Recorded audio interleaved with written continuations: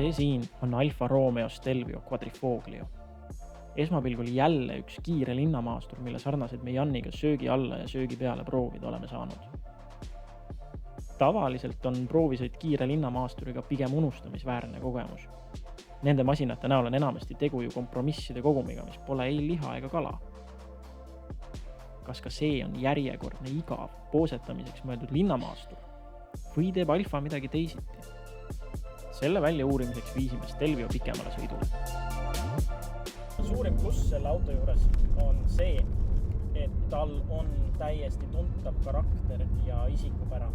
See on selline nii tunnetuslik asi, mida väga lihtsalt ei saa nagu öelda, et kust see täpselt tulnud on. Aga ma tean, et minu jaoks üks nendest asjadest näiteks on kindlasti mootori häält. V6 on selline natukene selles mõttes keerukas mootor, millest on raske head häält välja pigistada. Aga siin on insenerid seda suutnud ja see on minu jaoks suur osa sellest, mis annab sellele autole isikupära.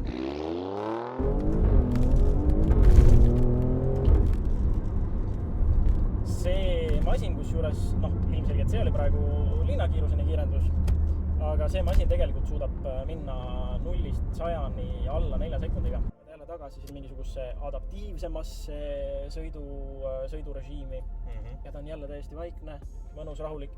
Ja need sõidurežiimid üleüldse on nii eristuvad, et see on jälle selline asi, mis näiteks, mida ma olen Porschede puhul kiitnud, et Porschedel on tõesti, kui sul on 3 sõidurežiimi, siis sul ongi justkui 3 erinevat autot. Ja siis on ilge puhi mingeid autosid.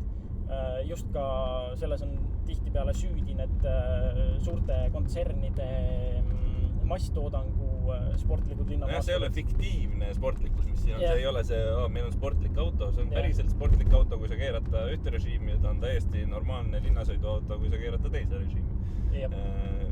Praktilise poole pealt ka, kuigi see konkreetne Stelvio on saanud kriitikat selle kohta, et ta ei ole piisavalt praktiline, siis me küll ei ütleks, et siin midagi sellist ei ole, mida saaks mitte praktiliseks otseselt lugeda. Et inimesed mahuvad siia ilusti ära, pagasiruumi on täiesti küllaga, kütusekulu, kui sa sõidad rahulikult, siis on võimalik isegi sõita niimoodi, et alla 10 jääb. See on ju, kõik on nagu praktilise auto tunnused. Absoluutselt. Samas ta ei ole suur auto. Ta tundub väga kompaktne tegelikult ja samas see mahub väga mõnusalt ära. Üks viimaseid plusse, mis ma omalt poolt välja tooks, mis väga silma jääb siin, on see, et need istmed, need sportistmed, need on, selles autos on see lisavarustus, aga siin on süsinikkiust hästi kerged ja minu silma jaoks väga ilusad istmed, pluss nad on õhukesed, mis siis tähendab seda, et tegelikult nende arvelt on ka tagaistujatel jalaruumi juures. Tegelikult võib ju ühe tugeva plussina öelda selle auto puhul ka seda, et ta näeb väga kena välja ja inimesed ka vaatavad selle järele ja tulevad küsima ja nii edasi, et nagu esteetiliselt ju kaunis. Ja, absoluutselt nõus, selles mõttes Itaalia disain ikkagi paraku midagi, mingi pähkline on väga õigesti katki ammustanud, sest et minu jaoks ei ole see mitte lihtsalt ilus auto. Samamoodi nagu Giulia on kõige ilusam sportsedaan minu arvates. On Stelvio põhimõtteliselt ainuke ilus linnamaastur. Aga kõik need positiivsed pooled ei tähenda seda, et seal ka negatiivseid pooli ei oleks. Üks miinus, mis mulle on silma jäänud, see on täiesti marginaalne ja see mõjub nokkimisena võib-olla isegi. Aga suunatulekang, see on väga omamoodi lahendus, et tal ei ole seda, mis nagu sul üldjuhul teistel autodel on, et sul on ju see 3 klõpsu asi, et sa korra vajutad alla ja ta tuleb tagasi oma keskasendisse ja ta teeb sulle 3 või 5 klõpsu ühele poole seda suunda, Aga tal on see, et selleks, et ta jääks klõpsuma, selleks ta tuleb ikkagi ka keskasendisse tagasi ja lukustub, tal ei ole lukustuskohta ei vasakule ega paremal. Et see on asi, mis mind häirib, et see vajab harjumist natukene ja see on, mul ei tule ette teiste autot, millel oleks praegu selline lahendus. Seni kuni sa sellega harjunud ei ole, nii kauan sa oledki nagu idioot, kes käib ühel pool, näitab 3 suunda ühele poole ja 2 klõpsu teisele poole ja uuesti 3 ühele poole. Ja see võib päris naljakas tagaolijatele olla, et sul on... Aga samas see on tüütu ja sellised väiksed asjad autode juures tihti võivad olla need, et sa proovisõidul võib-olla seda ei märka, aga tegelikult, kui sa pikemat aega sõidad, sa võib hakata sind häirima, eriti kui sa oled selline inimene, kes ei ole näiteks kiire ümberõppija. Ja kui me siin juba miinustest rääksime, siis kui see sõiduprofiilide valik on selle auto pluss, siis negatiivne külg on kindlasti see, et auto on väga jäik ja väga jäik. ja see on nii jäik, et isegi kui sa siin neid sõiduprofiile võid valida, teoorias peaks ka need seda auto jäikust korrigeerima vastavalt sellele, kuidas sa sõidad, kas sa sõidad linnas või sa sõidad rajal, on ju. Siis tegelikkus on see, et ta on jäik. Ja see on kriitikas nii, ja nüüd mul jäi suund sisse ja ta lülita veel, võtta täpselt sellised rajavahetused on need, kus sul suund jääb mõnikord märkamatult täiesti lõpmatuseni sisse ja ei võta ennast ise välja. Aga jah, jäikuse juurde.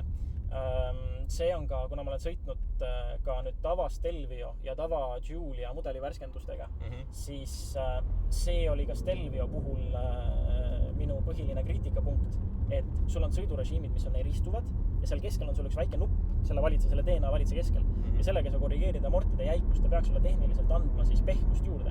Ja tava Stelvioga ma proovisin Itaalia teedel, sõitsin samu lõike edasi-tagasi ja näppisin seda nuppu. Minu tagumikku tundub mitte ühte tepsu vahet. Ja selle autoga on täpselt sama, et sul on see nupp siin, ta lubab kahes kõige kangemas, kõige dünaamilisemas sõiduprofiilis sul neid amortide jäikuseid muuta, aga seda ei ole tunda, et see võiks olla funktsionaalne, see võiks olla see asi, mis sellele autole jälle praktilisust juurde annab, aga lõppkokkuvõttes on see, et ta on igast asendist ühtmoodi jäik minu jaoks. Ja tegelikult on ju siis see, et see jäikus peab ikkagi kuskil ka kõva pluss olema. Absoluutselt. Ja kui me nüüd siin linnasõidu lõpetame, siis lähme ilusti sinu lemmikkohta. Rajale? Just. Lähme rajale. Lähme rajale.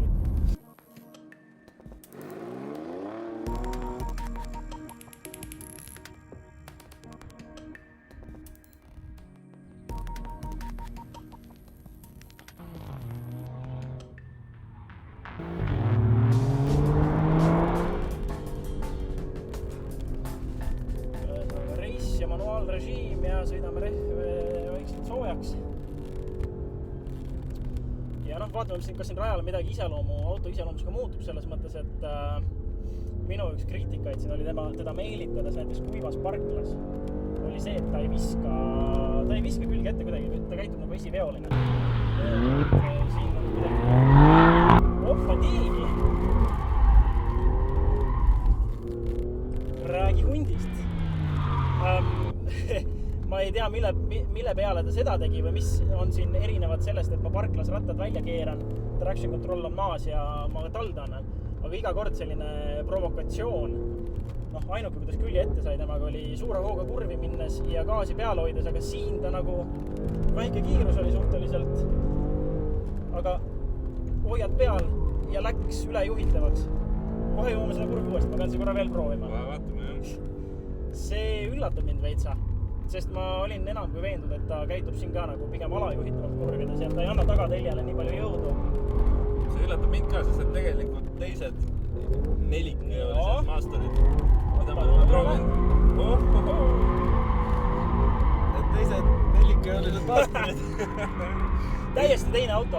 Teised nelikjõulised Masterid, mida ma olen proovinud. Sealt ei ole seda tulnud. Seal on olnud see sükene 80-20, kus 80 läheb on ja esisilda ja 20 mis on maru igav. Ja need autod ei tõmba siin kuidagi külge ette. Selles võib nagu täitsa kindel olla. Aga siit tuleb mingisugune üllatus lihtsalt.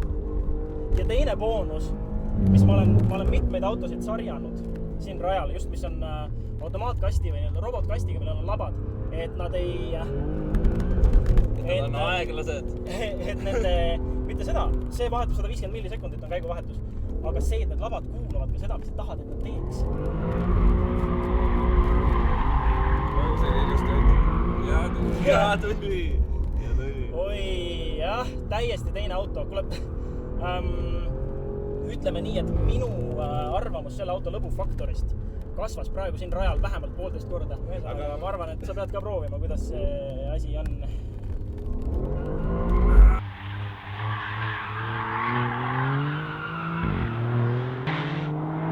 Mul on nagu hirm selle auto ees veits, kui ma vaatasin, kuidas sina sellega sõitsid, sellepärast, et teatavasti minul on esiveoline auto endal. Minu jaoks auto avas ennast praegu igatahes täiesti. Ma ei oodanud seda temast ja see on igatepidi hea. See on jälle see on see lisa selle autoga rakendamist. Väiksel rajal, kes vähegi tahab, kes oskab autoga sõita niimoodi, et pidamine on kogu aeg piiri peal, siis sellega saab sõita ikka selliseid ringe, et kui ta viia veel mingisugusele suuremale rajale, siis see on see koht, kus see auto tegelikult hakkab sõitma.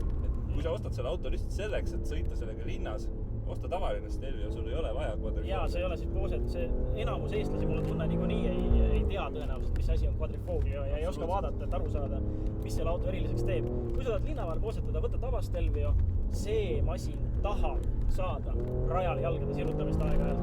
Nüüd ma olen selles veendunud, ma enne mõtlesin, et see on siuke pseudo asi võib-olla, aga nüüd ma olen igatahes ise küll täiesti veendunud. Mõtlesid ka, et on boosetamiseks, jah? Jaa, natukene. Siin on boosetamisest on asi kaugel. Jep.